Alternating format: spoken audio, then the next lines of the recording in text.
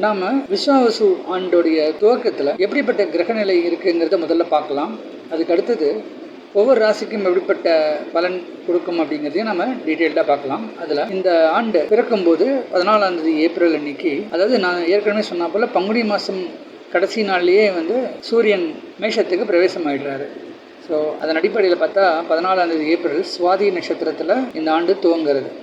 அப்போ சுவாதி நட்சத்திரத்துக்கு அதிபதி சொல்லக்கூடிய ராகு காலபுருஷனோட முதல் வீட்டுக்கு விரயஸ்தானத்தில் இருக்கார். அது மட்டும் இல்லை, அந்த இடத்துல ஒரு பெரிய கிரக சேர்க்கை, அங்கே முக்கியமாக சனி ராகு சேர்க்கை, கூடவே சுக்கிரன் மற்றும் புதன். இப்படிப்பட்ட கிரக சேர்க்கை மீனராசியில் இருக்கிறதுனால இந்த ஆண்டு அதிக மழை பெய்யக்கூடிய ஒரு சூழ்நிலை இருக்கும். அதுபோல் ஆண்டு துவக்கத்திலே பார்க்கும்போது இந்த மேஷராசிக்கு அதிபதியான செவ்வாயை நீச்சத்தோடு தொடங்குறதுனால வெப்பம் சம்பந்தப்பட்ட நிறைய பிரச்சனைகளும் ஏற்படும். அதுபோல் அங்கங்கே நெருப்பு சம்பந்தப்பட்ட விபத்துகளும் நிறைய ஆக்சிடென்ட்ஸ், இது மூலயமா சில உயிர் பலிகள்லாம் ஏற்படக்கூடிய சூழலும் இருக்கும். அதுபோல் ஒரு சில வியாதிகளும் இந்த ஆண்டு வரத்துக்கு சான்ஸ் இருக்குது. ஸோ இந்த ஆண்டில் துவங்கும் போது மீனராசியில் புதன் சுக்கிரன் சனி ராகு, மேஷத்தில் சூரியன், ரிஷபத்தில் குரு, கடகத்தில் செவ்வாய் நீச்சம், கன்னியில் கேது, துலாம்ங்கிற இடத்துல சந்திரன் சுவாதி நட்சத்திரத்தில் பிரயாணம் பண்ணிட்டு இருக்காரு. இப்படிப்பட்ட கிரக நிலை தான் இந்த ஆண்டு, இந்த தமிழ் புத்தாண்டு துவங்கும் போது. இதன் அடிப்படையில் பார்க்கும்போது மேஷராசிக்கு ஏற்கனவே 7 சனி தொடங்கிடுச்சுன்னு சொல்லலாம். அது மட்டும் இல்லாமல் இந்த ஆண்டில் 2 முக்கியமான பயிற்சிகள் வேற இருக்க போகிறது. அதாவது மே மாதத்தில் குரு பயிற்சி, குரு 3ஆம் இடத்துக்கு போக போகிறாரு. அடுத்தது ராகு கேது, ராகு கும்பத்துக்கும் கேது சிம்மத்துக்கும் போக போகிறாரு. இப்படிப்பட்ட கிரக நிலைகள், கிரக மாற்றங்கள் இந்த ஆண்டு இருக்குது. ஸோ இதன் அடிப்படையில் ஒவ்வொரு ராசிக்கும் எப்படிப்பட்ட பலனை கொடுக்குங்கிறத நம்ம பார்க்க போகிறோம். கன்னிராசி காலபுருஷனுக்கு 6வது ராசி கன்னிராசி. கன்னிராசிக்கு வரக்கூடிய விஸ்வாவசு ஆண்டில் சனி 7ஆம் இடத்துல திக்பலத்தோடு இருக்க போகிறாரு. அப்போது 7ஆம் இடத்துலையே சனி வர்றதுனால கணவன் மனைவிக்குள்ள அடிக்கடி பிரச்சனைகளும் வம்பு வழக்குகள்லாம் ஏற்படக்கூடிய ஒரு காலகட்டமாகவே இந்த ஆண்டு இருக்கும். இருந்தாலும் இந்த ஆண்டு துவங்கும்போது 7ஆம் இடம் சுபத்துவத்தோடு தொடங்குறது. சுக்கிரன் உச்சமடைஞ்சும் புதனும் அங்கே இருக்கிறதுனால நண்பர்களுக்குள்ள ஒரு பிஸ்னஸ் பார்ட்னர்ஸ்குள்ளேயும் கணவன் மனைவிக்குள்ள நல்ல ஒரு நட்பும் அன்பு பாராட்டக்கூடிய ஒரு அமைப்பும் ஏற்படும். அப்போ பிரிந்த தம்பதிகள் சேர்ந்து வாழக்கூடிய ஒரு அமைப்பும், மனக்கசப்புகள் நீங்கி சந்தோஷமாக இருக்கக்கூடிய ஒரு காலகட்டமாக இருக்கும். ஆனால் இது டெம்பரரி. கொஞ்ச நாளுக்கு அப்புறம் பார்த்தோன்னா திருப்பியும் சனி அங்கே பவர்ஃபுல்லாக வரும்போது பிரச்சனைகள் திருப்பியும் தலை தூக்கிறதுக்கான வாய்ப்பு அதிகமாக தான் இருக்கும். இந்த ராசிக்கு ராகு கேது பயிற்சி மற்றும் குரு பயிற்சி ஓரளவுக்கு நன்மை தரா போல இருக்கிறது.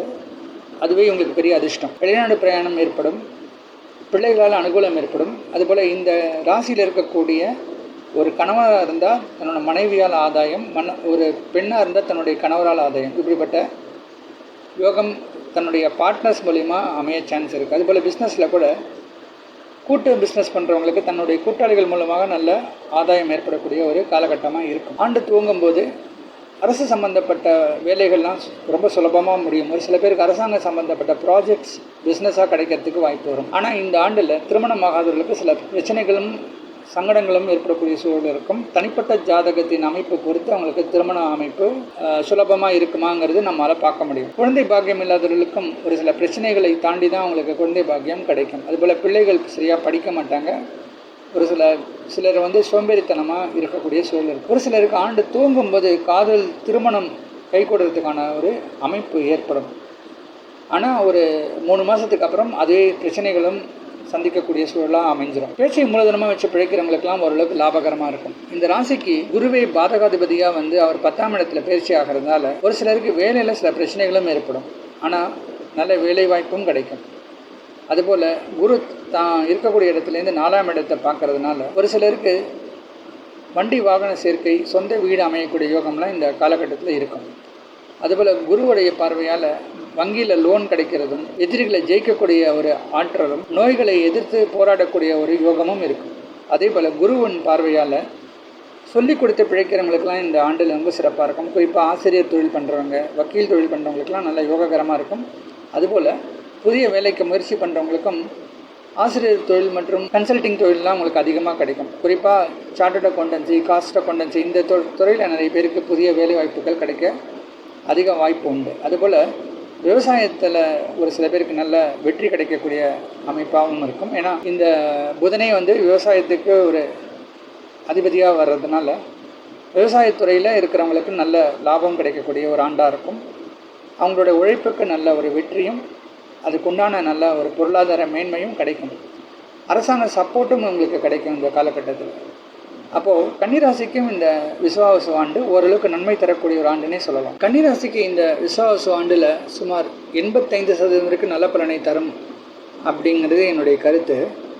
அதில் இவங்களுக்கு 5 வரவு 5 செலவு. அப்போது எவ்வளோ கிடைச்சாலும் அது அப்படியே செலவாகி போயிடும். கையில் பெருசாக பணம் தங்காது, வரவுக்கேற்ற செலவுகள் இருக்கும்.